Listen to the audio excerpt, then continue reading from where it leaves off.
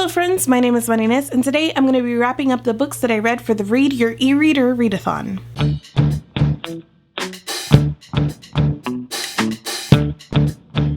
I will link the TBR video that I made for this readathon, but basically in the month of April, we were just focusing on reading some books that were hanging out on our e-readers. At the very beginning of April, I was coming off of a reading slump and I felt very good about life, so I went ahead and picked one book for all 13 challenges associated with this readathon, and then the finals hit and I was still reading, but definitely in smaller amounts. All of that is my way of saying that I did not read all 13 of the books that I picked. I didn't read a majority of them. This is why I don't do TBRs. I read other books outside of kind of the ones that I initially picked. So I will just let you know which challenges I completed and started and what I thought of the books. One challenge was to read a book over 300 pages, and I picked The Wise Man's Fear by Patrick Rothfuss. I did in fact start this, but I did not finish it. I'm actually only on page like 135 of 1000. I absolutely devoured the first book. This one is taking me a little bit longer to get into, and in the meanwhile, I just felt like my attention kept getting pulled by smaller books, shorter books, things that I could read a little more quickly, especially during that time where I was so busy with finals. It didn't feel like I wanted to commit to something that would take so much time. Rather, I wanted to be reading something that I felt like I was making progress in. I really do want to finish this book, hopefully in May, because I'm still loving the characters, and I'm just very curious to see how much more information we'll get in the second book, knowing that the third book is impending. Another challenge was to read a book that you got for free, and I picked Pride and Prejudice by Jane Austen. This was the book of the month for my buddy reading group, Read with Inez. I usually try to spread out the reading for my buddy reads throughout the month, so that way that I'm contributing to the conversation a little at a time for anybody who wants to join whenever they join. But this book I started at the beginning of April and just finished within a couple of days. This story is so familiar to me now. I've been reading it since I was in high school. I think the thing that stuck out to me the most this time around was the narrative voice. To me, in my head, the story is Lizzie's story, so this time I just really noticed that this is told from an omniscient point of view, and the narrator has insights into other characters and into their dynamics and kind of everything that is going on, and it's just so funny. I think I knew that, but I had never really registered for the reason that I said that this is so much Lizzie's story for me. I love the story. I think it's so witty, and I know that it seems like just all dinners and balls and, you know, who likes who, but there's so much social commentary within all of that and so much wit about the different relations between people, and I think she's poking fun a bit at those things like dinners and balls and all of that. I also watched the 2005 version of Pride and Prejudice. It was the only adaptation that I got to, and I think I appreciated it so much more this time around than I ever have before. The BBC version will forever be my favorite, and I think it's almost unfair to compare the two because one is a miniseries and it has so much more room to be faithful to the source material. The 2005 cinematic version just doesn't have that room. It has to be very selective about what it can recreate and what it can represent. So I know it can be frustrating to people who are fans of the source material, but this time around I was just really impressed with how it captures the spirit of the story, and it also adds its own details that I think are very humanizing for the characters that we know and love. And I think we see that also in Mr. and Mrs. Bennet. Here their portrayal is more well-meaning than you usually see in other adaptations, and there is a sense of affection between them. So I like those little liberties that they took. Like I said, I think it captures the spirit of the story very well. I think the casting of Jane is 1000% better in the 2005 version, and I also really like the Bingleys in this version as well. Thank you to everybody who read with me. I think my favorite comment of the whole discussion forum was when Wendy called Mr. Collins the original mansplainer. Accurate. Obviously, this is a 5-star read for me. Another challenge was to read a book that you got on loan from the library, and I picked Gathering Darkness by Morgan Rhodes for this. I was actually buddy reading it with some friends, and I decided to get the audiobook, and I started listening to it and just couldn't do it because one of the best things about this series is just that it goes by so quickly. So the things that are not quite the best about it are kind of, you know, easier to get through just because the story is moving along so quickly, and the audiobook by extension just kind of slows that down.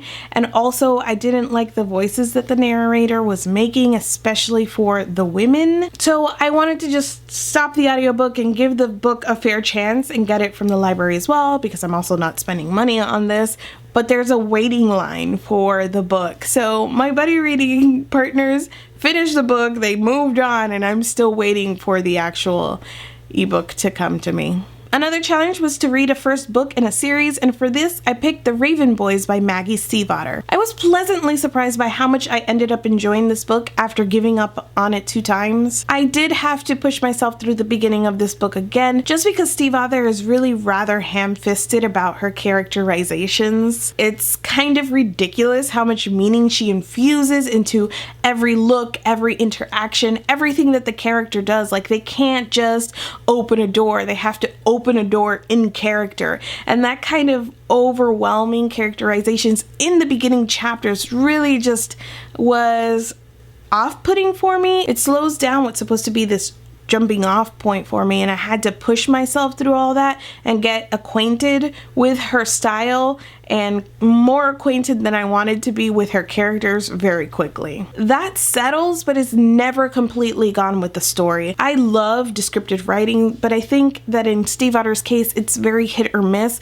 At times it feels very witty, very unique, very strange, and at other times it just feels like padding for the story. Sometimes these metaphors and deeper meanings were just too intangible to be useful. I like strange, I like unique, and I like the way that she played with certain things. But if you get too out there and something is too intangible, what you're describing to me about a character or a scene or a situation no longer has meaning. It's just kind of empty words on the page now. Sometimes these descriptions were way too repetitive, and I think this is something I have already read the second book, and this is something that stands out to me even more in the second book. It's just that she describes her characters not only a lot and not only in everything that they do, but in a lot of similar ways, so that you're getting the same thing about them over and over. And even though we do see some character progression, it's hard to see that because of the similar language that she uses to describe her characters all of the time. Other times her descriptions were right on the money, and I think that you do get such a strong sense of these characters despite everything else that sometimes is a little bit too much. So it was, hit or miss for me, but the end product was that I did enjoy the story. I really liked the mythology, and I think that's what kept me going even in the tougher bits, is that I kind of wanted to know what the heck was going on here and get more pieces of that story. When I started to appreciate the characters, it was not really for them as individuals, but more about the group dynamic. I really liked Blue, but I don't think that we get enough of her for me to truly, invest myself in her quite yet. Of the Raven Boys, I think that I know that Noah is my favorite, but he shows up so infrequently that feels kind of like cheating, and that might actually be why he is my favorite, is just because he shows up so infrequently.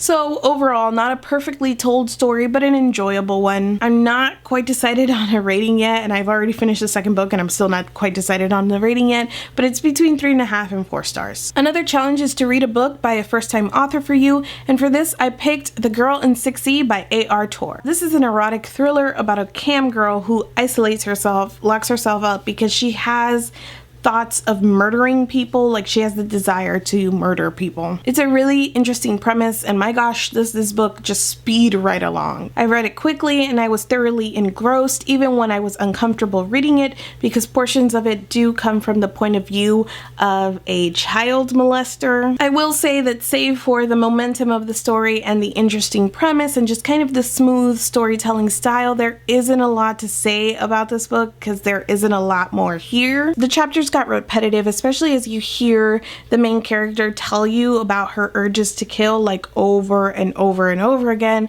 Her days are very structured and happen just in certain ways, so that became repetitive. It just wasn't a very meaty story. Like I said, you can probably read it very quickly. It's just kind of trashy in that way, and I enjoyed it for what it was. From a reviewing perspective, I have to acknowledge the repetition and just kind of the lack of material for the first half of the book. In the second half of the book, you really see why this is categorized as a kind of thriller, and that moves on from there. But this book was just good for reading it when I did after finals, when my brain was kind of fried anyways, and I ended up giving this 3 out of 5 stars. Another challenge is to pick up a book that is a standalone, and for this I picked up The Sense of an Ending by Julian Barnes. This is a strange one, and it's short but dense in the best possible way, and that is that Barnes fills it with beautiful writing. The entire thing reads as a stream of consciousness from the narrator as he looks back on his life and remembers certain aspects of it. The story is really just full of these beautiful quotes about life and memory and time and history and what history is and who crafts it. It's very who lives, who dies, who tells your story, if you will. This is definitely a story that I feel like I have to reread to fully appreciate it because of that dense feeling and because it has so much to kind of pick apart and offer. More than appreciating the story though, I feel like I walked away appreciating the writing. Because this is a shorter novel, the story was very plain and there is like one huge thing that happens, but I'm not sure how I feel about it. And that aspect, I really was just more focused on the writing, and I'm not sure if that is entirely effective. I marked this as 3.5 stars when I finished reading it, and I said that that would probably be bumped up once I let it sit, and that's correct. Now, as of now, I would probably say this is 4 out of 5 stars. The last challenge that I attempted was to read a book set in another country, and I kind of cheated and I selected Six of Crows by Leigh Bardugo, which is a fantasy story set in a country that is not real, but is not this country. I'm done as of now with Six of Crows, even though I didn't finish it technically in April, so I've already written a Goodreads review for this, which I typically don't do until I talk about a book on video on this channel, but I just had feelings that I wanted to get out about my long struggle with getting into this book. By the end, I would say that I more enjoyed it than not enjoyed it, but I kind of want to talk about this book in length, about the characters, the dynamics, and what really slowed it down for me. So I'm not going to talk about it here. I will talk about it in the future, or you can check out my Goodreads review, which is already up. I did read 5 other books in April that are not on this list, so I will wrap those up properly with my next video, which is going to kind of be a huge wrap up for all of the books that I missed while I was not making videos. If you've read any of the books that I've mentioned today, I would love to chat with you about them in the comments below. Thank you so much for watching this video, and I will see you guys soon. This is my first proper video since my little finals break, and the struggle was so real. The sun was not cooperating. It was like gray, and then I, color corrected and the sun came out, and then I was just like all washed out, and I had to stop and start, and then my camera died. So if the angle changed a little bit, that's why, because I had to pick up my camera and put the spare battery in.